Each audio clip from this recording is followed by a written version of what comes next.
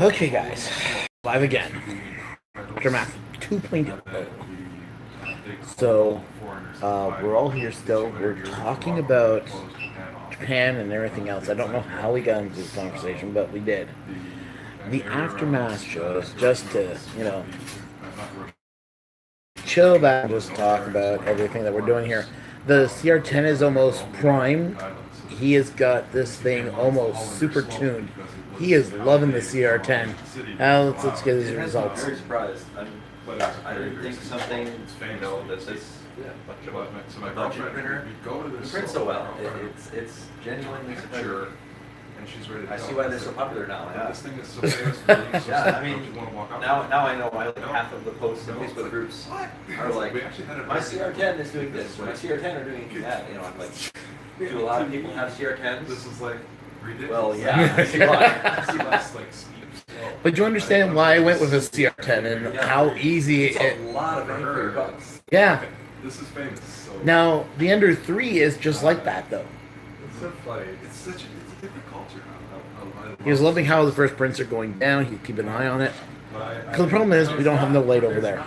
So, but John Mack, I thank you for tuning in. Trust me, dude. I know what you're listening. So you have nothing else better to do while Ken drives or you're driving. I don't know who's behind the wheel, but Something becomes famous. all in all, have a safe trip, dude. I do not want to see a report, later in the mail that someone died that I know. So you guys take care out there, honestly, right? But what's wrong with the stream? The battery died. Yeah, the phone battery actually died.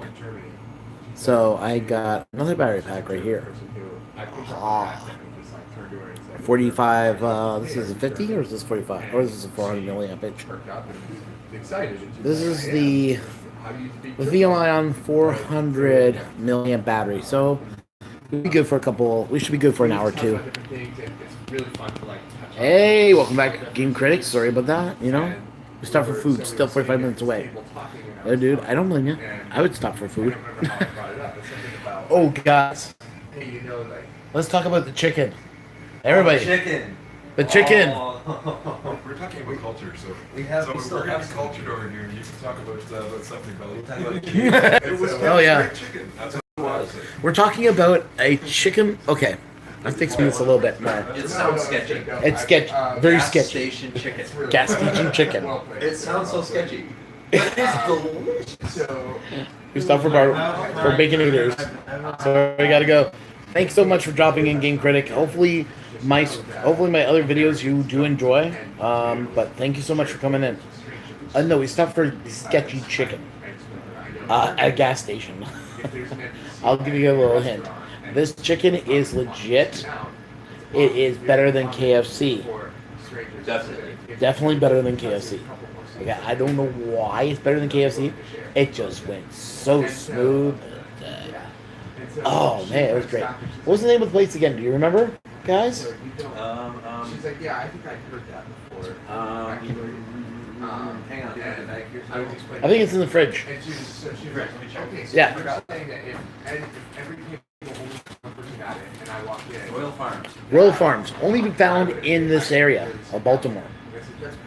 Oh, not Baltimore. It's just in Maryland. It's only in Maryland, right? We're told? Yeah, it's only Maryland. It's gas station barbecue. They cook the chicken there. It's pressure cooked. We got 10 of them for what? For $10, we got 8 pieces. Guys, I'm not kidding you. The breasts were the size of my fist. The size of chicken. You see how open my hand is? That's how you eat this chicken, and you can feel that crunch of that. Skin. It's fresh. It's juicy. It is good. I was really shocked because I'm thinking to myself, gas station chicken, sketchy as ever. But yeah, it does sound sketchy. You have to agree. It was just so different. And this guy, he was just in there in heaven. Just chowing down. That was a lot of food, but it was good. It was very good. What did you think of the fries? Or did you guys? They were chunky, meaty fries. Yeah. Did you get the ones with the Did you get the dipping sauce or the ranch? No. Okay, so you guys didn't get the extra ranch with it. Oh, okay. How was that? The ranch was amazing. Was it? It kicked it up like 20 notches Really? of flavor. Yeah. Yeah, the ranch was just insane. I was like, oh my god. You know, I was telling Rob, so I got Rob Mac. If you're seeing this later in the morning, or if you actually just logged in and I don't see you, That is what I call it. I'm sending you some stuff. So don't worry about it. Ugh. Guys, let's go look at this print here. That is the first layer. That is the first layer. That is something to write home about. Look at that layer, guys. Look at that layer print. It's hard to see with all the smudges Yeah. from the glue stick, but and you'll be able to see that when it's done. Sick. Yep. So we're printing it on the filament.ca Pearl Gold. So if you guys want to buy some Pearl Gold, I like remember it. what we told you? $17. Check that out in the back. Oh. You can see it in the back there. Yeah, there you go. If I can light it from... Yeah, I know you're trying to light it. Unfortunately, Maybe no light is better. Yeah. Can it focus on that? Yeah, I got focus on that right now.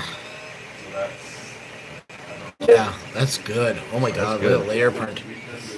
Yeah, it's very nice. So yeah, we just lost all our viewership. They all dropped off.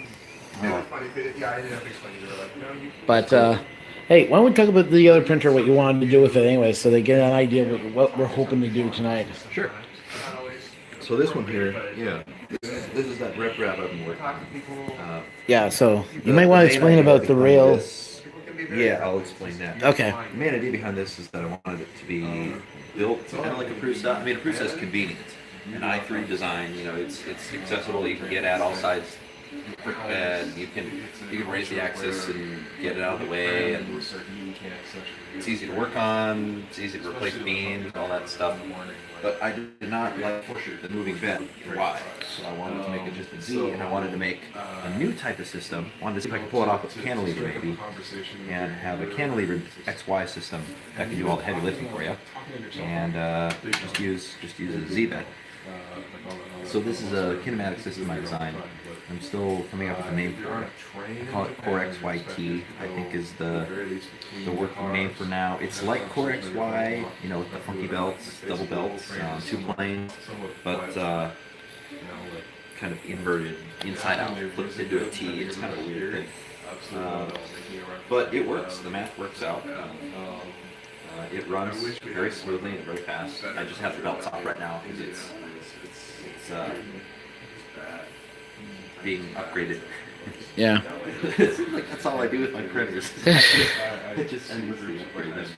Basement, and he'd walk by, you know, in my early years of printing, when I was still in my parents' basement, he'd walk by and see me just tweaking bolts and putting new prints on the printer and pulling off and like, be like, why don't you print anything? I'm like, I do. I just print printer parts. Yeah. That's all. I print parts for the printer to build another printer. Exactly. I print tests to print better printer parts, to print better printer parts, to print better tests. The next Prusa, people. Yeah, next yeah. Prusa. We'll see. I don't know if I've call myself that, but I do love machine design, and I do love quirky designs and fun stuff like this, kind of off the wall and all stuff. Well, according to Mad Mike, he's like, that's what I do. Yeah, it's not just me, you know. Yeah. I think a lot of printer nerds are like that. Okay, guys, I'm seeing a 0 count right now. Can I get a live count from you guys on how many people are in the chat, please? But thanks, guys. I do appreciate it. But one thing I want to talk about. So with Core XY, when you're doing these type of gear, when you're doing gear pull, like from here to here, so you don't have an extruder motor on the back of here to control it? Yes, that's right. Yeah. So, okay. All right. I'm gonna nerd out a little bit. I love studying kinematics. So kinematics is the study of motion, and machine design needs solid foundation in kinematics. So kinematic systems, meaning like XY gantries, or you can classify them all sorts of ways, but the two that I like to specifically divide them into, because they're really useful for 3D printing, is serial and parallel. So serial is when you have axes that are like independent or perpendicular to each other, when you have it being moved on the other axis. You want to bring this over so you can Sure. see what's going on here? Yeah. So an example of a serial printer. This is a serial motion system. So you remember the replicator style, right?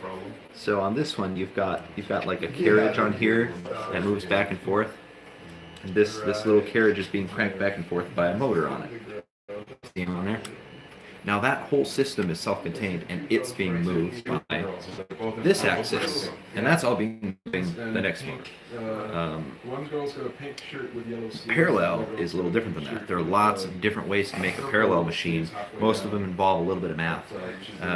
Parallel means that you're combining the motions and the forces of different motors or actuators into your workspace through some kind of linkage or belt run or something.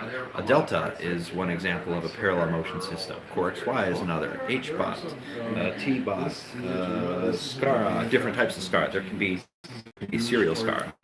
Okay, we're just checking up some message, guys. Chris Riley's in the house. Hey! You heard that a lot, I guess. Then Chris Riley's in the house? Chris Riley's in the house, man. What do you say about Benchy here? Yeah, He's printing a blue Benchy right hey. now. How you liking that blue, man? Tell me right now. I want to know. Yeah. What kind of filament did he get? He got the filament blue. It is a. Is that the same blue that the, we took home too? No, it's the. It's not pearl blue. It is. Silk blue. So It's almost like water looking. Oh, is it one of those like the shiny silky? Yeah. Nice. I bet that looks really good. Yeah. Cool. And I think someone was asking another question here. Let's see this. No moving bed.